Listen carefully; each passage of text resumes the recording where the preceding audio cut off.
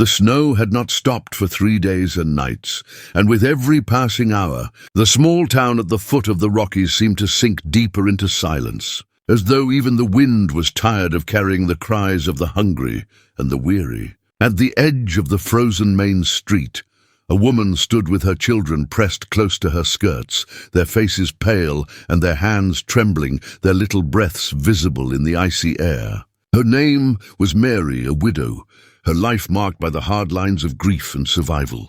3 winters ago, her husband had gone out to hunt and never returned, leaving her with nothing but a cabin, 3 children, and a heart burdened with both loss and duty. She had tried everything she could, mending clothes, selling bread when she had the flour, taking in washing for the townsfolk, but the winter had been cruel, the snow unrelenting, and her cupboards bare. Her children, Sarah, Thomas, and little Emily, hadn't eaten in 3 days, save for the crusts of bread she found at the bottom of an old sack. She had prayed through the night, tears freezing on her cheeks, until at dawn, with trembling hands, she pulled off her wedding ring, the last piece of gold left to her name, the last memory of her husband's promise. She had thought about keeping it forever, a reminder of love and hope, but love could not fill her children's stomachs, and hope could not keep their tiny bodies from shivering in the cold. And so she found herself standing on the frozen road, waiting, searching for someone who might give her a chance. From the other end of the street, a man walked slowly, his boots crunching in the snow, his tall frame wrapped in a thick wool coat. His hat was pulled low, shielding his face from the flakes, but when he drew closer, his eyes were revealed, dark, quiet, and alone. He was a mountain man, a loner who lived far beyond the town limits, where the forests stretched wild and the rivers carved deep valleys. His name was Daniel, though few ever spoke it, for he kept to himself and rarely came down from the mountains except to trade furs or buy supplies. The townsfolk whispered that he had lost everything, his wife, his child, his reasons to smile, and so he lived in solitude, away from human voices and human touch. When Mary saw him, her heart pounded in her chest, for she knew he was not a man of wealth, yet he was a man of strength, and perhaps strength was what she needed most. Summoning every ounce of courage, she stepped forward, her hand trembling as she extended the ring toward him. Her voice cracked as she whispered, "My kids haven't eaten in 3 days. Please, will you buy my wedding ring?"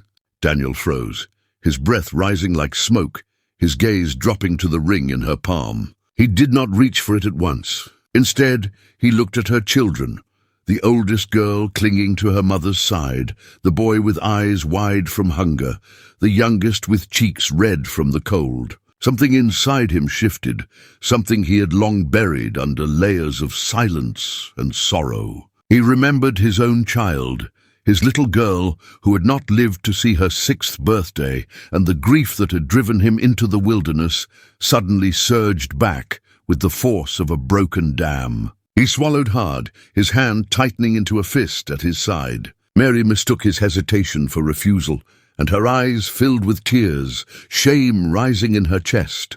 "Please," she whispered again, voice breaking, "it's all I have left."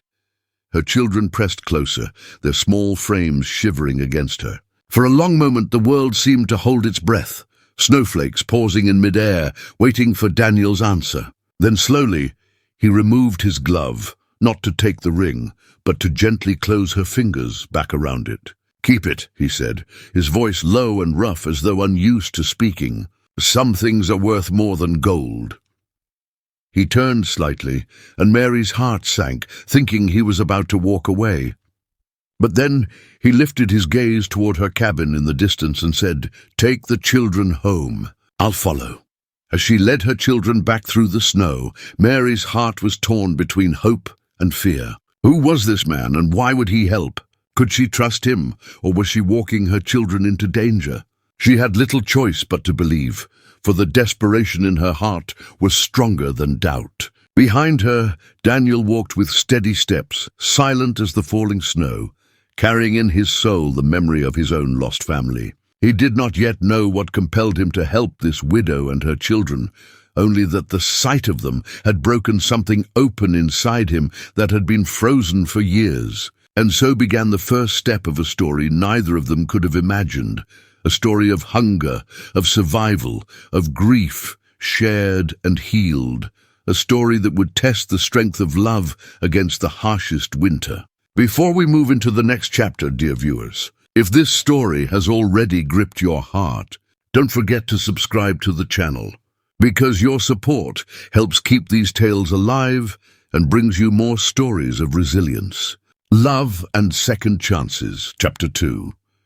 The cabin was colder than the night air, its walls creaking under the weight of the storm. Mary set her children near the fireplace, though no fire burned there, only the faint traces of ash from long ago. She wrapped them tighter in their thin blankets and tried to mask her own trembling, but their wide eyes betrayed the truth.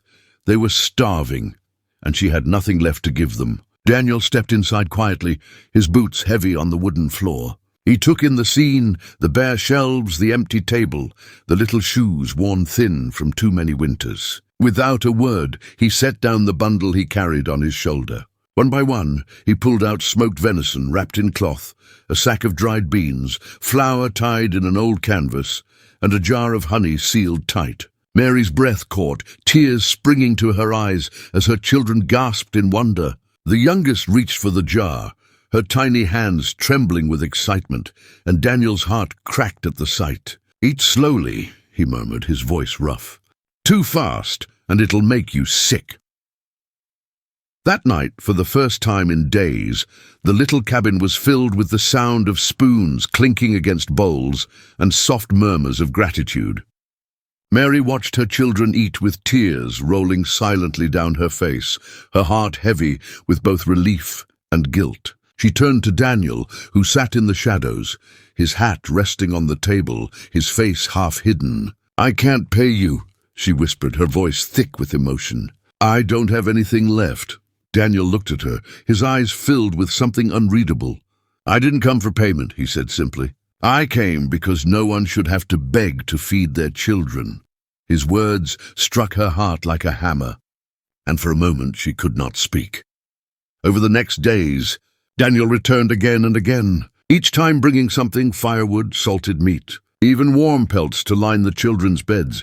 The townsfolk began to whisper, for they had never seen the mountain man take interest in anyone, let alone a widow with children. Some said he was foolish, others claimed he was bewitched, but Mary knew the truth.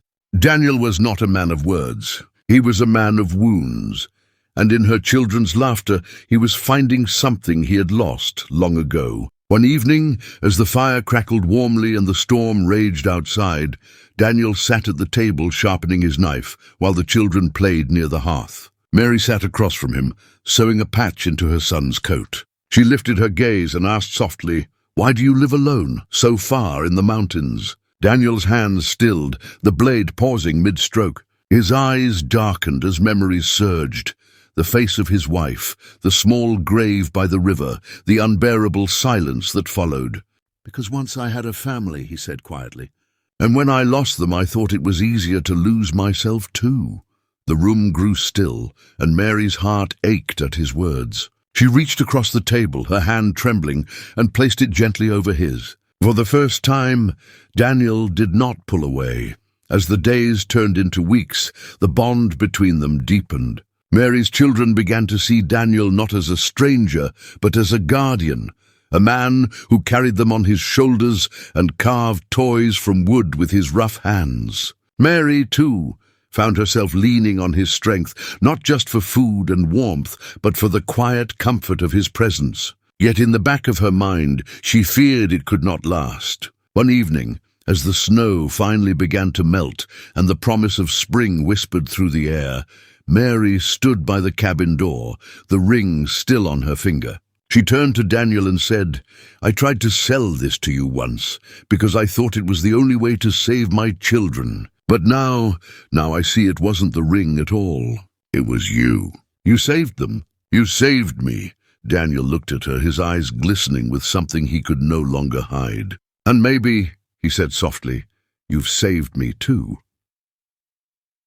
Their story was not of wealth or ease, but of survival and second chances, of broken souls finding warmth in the coldest of winters. And though the mountains were harsh and unforgiving, inside that little cabin, love began to grow again, fragile but strong, like the first shoots of spring breaking through the snow. Dear viewers, if this story touched your heart, please subscribe to the channel and join us for more tales of love, courage, and redemption. Your support keeps these stories alive, and together we can continue to share the kind of stories that remind us of the strength of the human spirit, even in the darkest times.